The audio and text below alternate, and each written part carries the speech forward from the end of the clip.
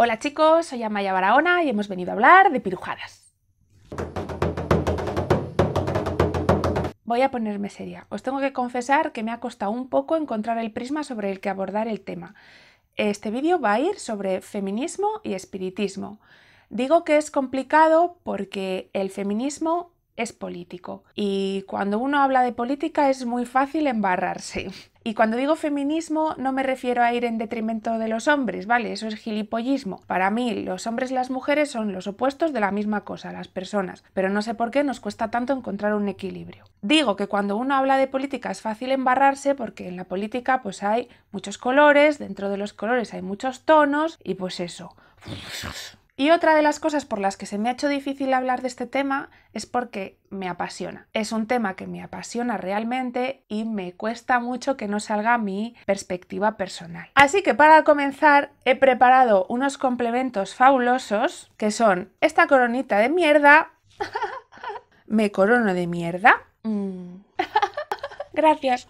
Porque al final he optado por que si se me ve el plumero, pues que se me vea. Voy a hablar de este tema desde una perspectiva historicista, mística piruja, feminista y rojidrin.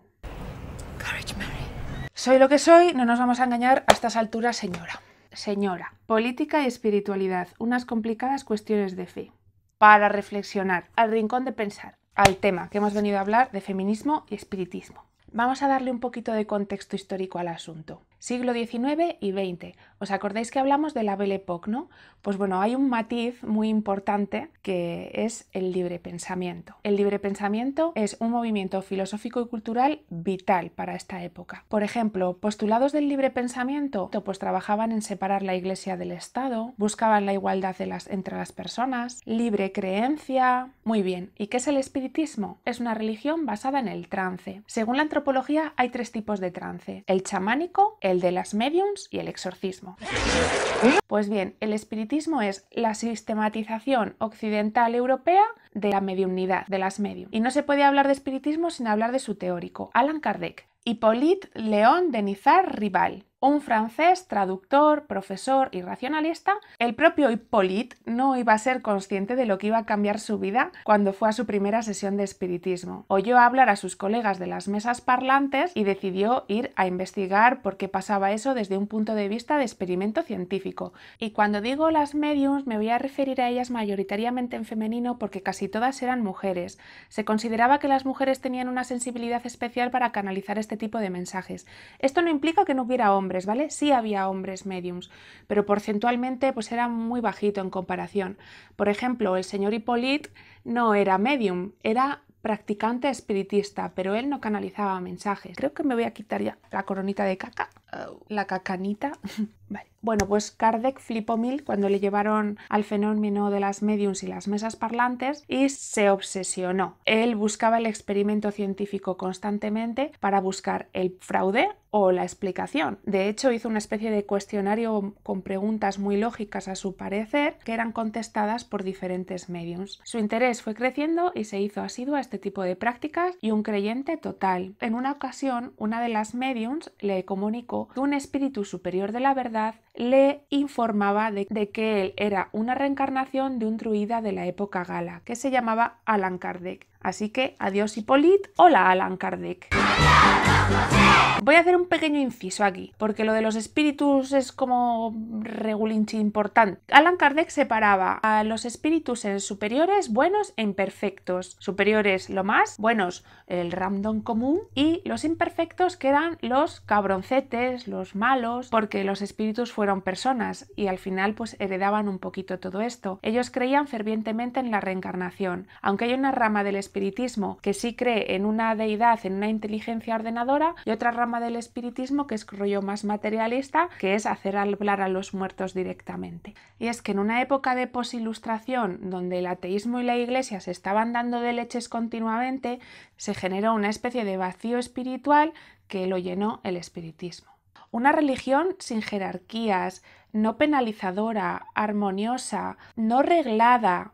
El espiritismo fue unido y entrelazado intrínsecamente con otros movimientos sociales como el anarquismo, el socialismo, el sindicalismo, el naturalismo, el esperantismo, el feminismo.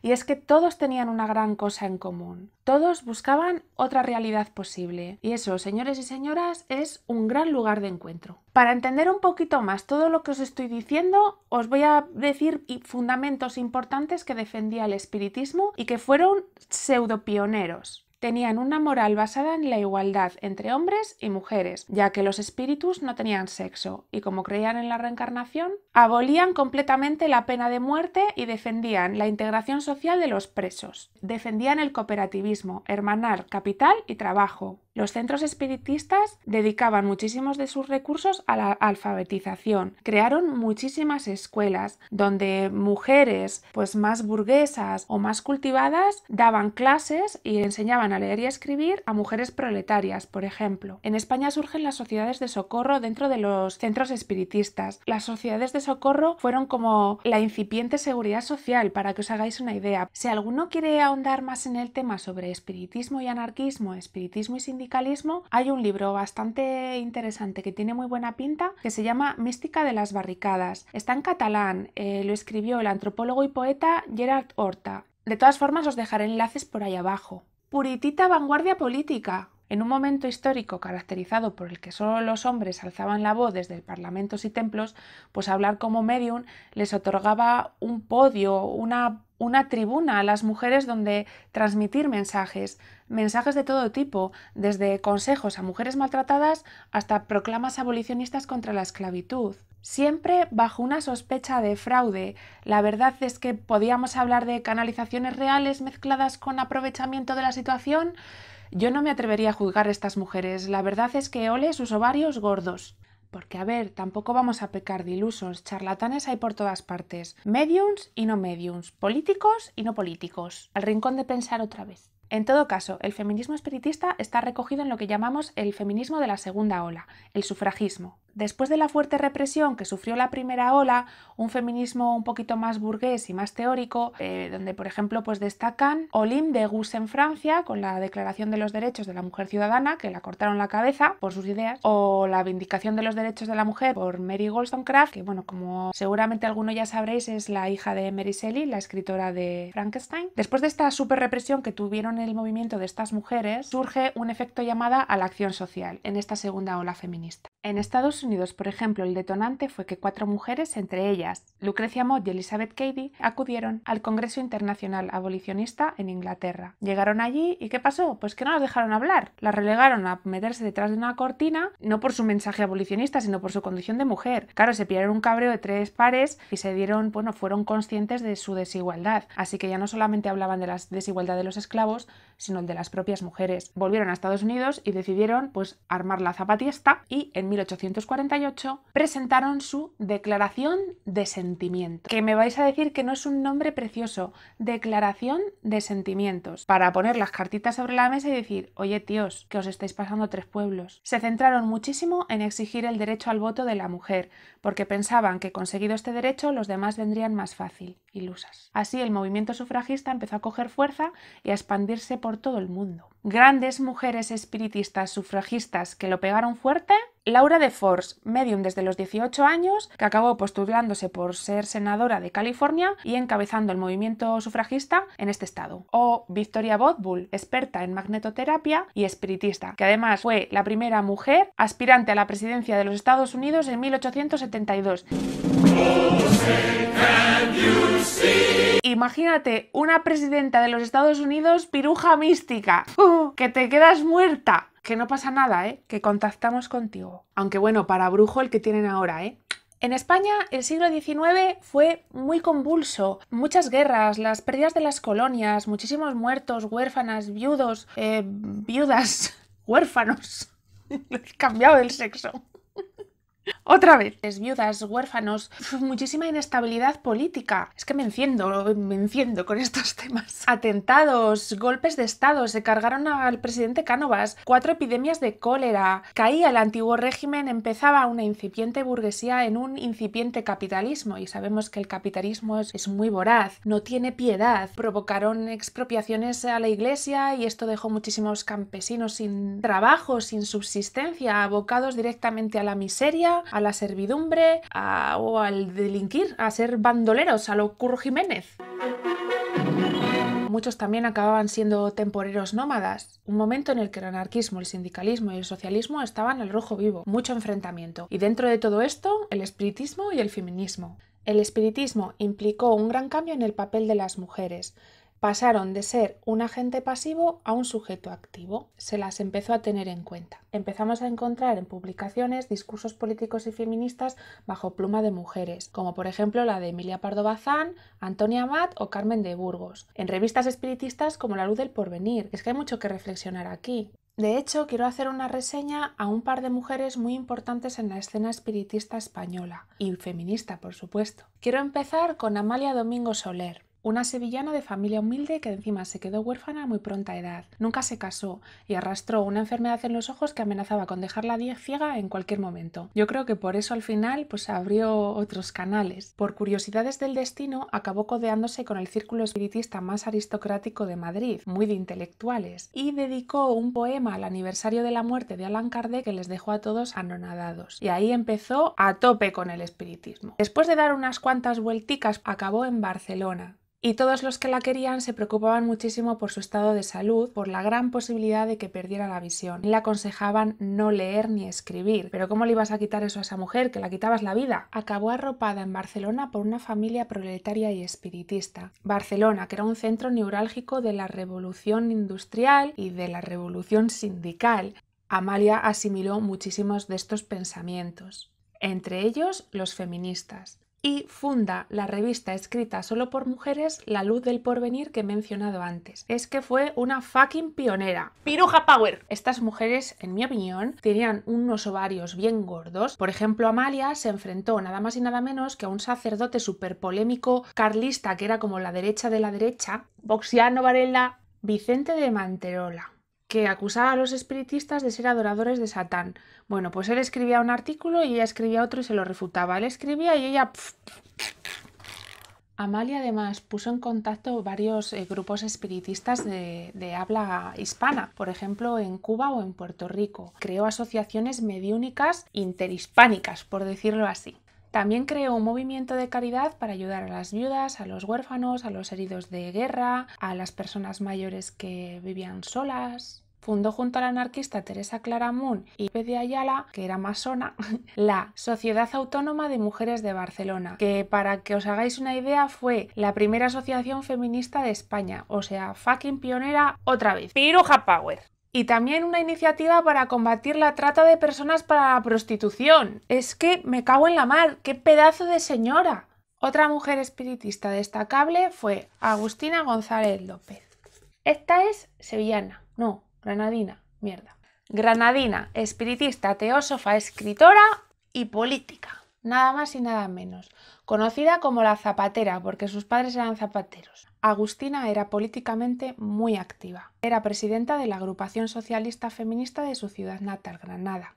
Además, era artista plástica. Se codeó con la hipnosis y decía dibujar con el color de los espíritus. De hecho, os voy a dejar por ahí abajo un enlace a una exposición que se hizo en Cataluña de obras plásticas hechas por mediums. La verdad es que está interesante y si no, es curioso. También escribió teatro y fue íntima amiga de Federico García Lorca. De hecho, inspiró varios de sus personajes, Amelia de La Casa de Bernarda Alba o La Zapatera Prodigiosa. En el librito que me compré, la verdad es que, era una mujer del 19, no vamos a olvidarlo, ¿vale? Por ejemplo, tiene un apartado que habla sobre mujeres hombrunas y hombres afeminados, que, hombre, pues el movimiento LGTBI pues no iba a estar muy contento con lo que decía esta señora, que hablaba como de que tenía que ver con las reencarnaciones, pero que cada uno al final se tenía que ajustar a su sexo con abstinencia sexual. Una mujer de su época. Pero bueno, al final quiero decir, sí que fue un poco adelantada a su tiempo en cuestiones de derechos de la mujer. Tenía cosas muy guays, como por ejemplo, alentar a las mujeres burguesas a que abandonaran el rol de mujer florero eterna coqueta, que lucharan por su independencia, que se esforzaran por valerse por sí mismas. Abandonar la obsesiva búsqueda por la belleza, porque no se puede ser eternamente joven. Tienes que hacer una relación con la vejez de tú a tú, siendo honesta con el tiempo. tipo. Además decía que la moda se tenía que adaptar a tu tipo y no tú al tipo de la moda. Aquí vemos como un incipiente body positive. Papada positive. También alentaba a los hombres a unirse al feminismo, porque en su opinión, voy a leer directamente un parrafito. A ver, alentando a los hombres para unirse al feminismo, que también les repercutirá positivamente, no solo porque la mujer no tenga que depender obligatoriamente de ellos, sino porque evitarían situaciones de miseria, claro, porque otro sueldito a casa pues se nota, que las situaciones de miseria que traen consigo amargura, vejaciones e infamia, que acaba con familias enteras, un gran peligro social. Vamos, lo típico de cuando entra el paro por la puerta sale el amor por la ventana. Luego termina hablando de violencia de género y esas cosas. Pero bueno, vinieron las putas guerras otra vez. Bueno, pues en 1939 se le abrió un proceso judicial en la que se le acusaba de masona y de izquierdosa de los mierda. Y bueno, ya sabemos que aquí el señor Franco quiso ser masón, pero le mandaron a cagar y como era un resentidito de los cojones, pues eso. Pues la señorita Agustina González López fue fusilada por el mismo personaje que fusiló a su amigo Federico García Lorca, el señor Tres Castro, que se chuleaba mucho de decir que a uno le había matado por maricón y a la otra por puta. De hecho, creo que este mes es el aniversario de la muerte de Lorca. Creo que es el 18 de agosto, ¿puede ser? Franquismo, guerra... Hay en una película llamada Las Libertarias que el personaje Floren, que está interpretado por Victoria Abril, habla desde una perspectiva de espiritista feminista. Anarquista, espiritista y coja. Anarquista porque pienso que el individuo es todo y el Estado nada. Espiritista porque creo que después de muerto el individuo es todo y Dios es nada. Y coja de nacimiento porque así se me desarrolla el intelecto. A mí me da igual, después de todo yo este cuerpo lo llevo prestado. Lo mismo se lo echaría a los perros. La verdad, en España, la guerra civil, en Europa, las guerras mundiales, ya sabéis que supusieron un retraso total para el feminismo. Después de la guerra hubo unos pasos para atrás que tuvimos que reandar otra vez. Pero bueno, ahora lo estamos haciendo bien, yo creo, ¿no? Y en cuanto al espiritismo, pues bueno, ya sabéis que hay una cadencia espiritual bastante grande en nuestro mundo y ahora mismo el espiritismo en Europa se mantiene de una forma muy residual. Sí que es verdad que sigue bastante vivo en diversos países de Latinoamérica. Y bueno, esto es lo que os quería contar sobre espiritismo y feminismo. Ya siento haberme extendido tanto, pero creo que es un tema muy interesante, muy educativo y muy de la hostia, como para quitar cosas. Y he quitado muchas cosas, pero bueno.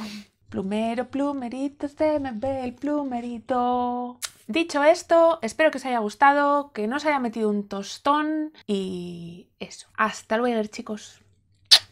A ver, que soy un azote total y se me olvida hacerme el autopromo. He diseñado unas pegatinas inspirándome en las investigaciones que he hecho para los vídeos de elixires y con un guiñito a este también. Estarán disponibles en mi tienda de Etsy a partir del lunes porque me llegan mañana. Las he maquetado en un A5 transparente para que las recortéis al gusto. Y esto para que las peguéis en vuestros botecitos y botellitas de experimentos alquímicos. Bueno, si te ha gustado el vídeo, like y suscríbete. ¡Gracias! Y la ganadora este año al concurso de Mis Mierdas es Amaya Barahona. Gracias, gracias. Unas palabras. Gollum. Gollum. Ay. Gollum. ¿Algo más que añadir? Que solo deseo que esto no suponga un pirojo YouTube suicidio y la paz en el mundo. Me voy a acabar mi té. En mi vaso de Bacardi. Qué poco glamour.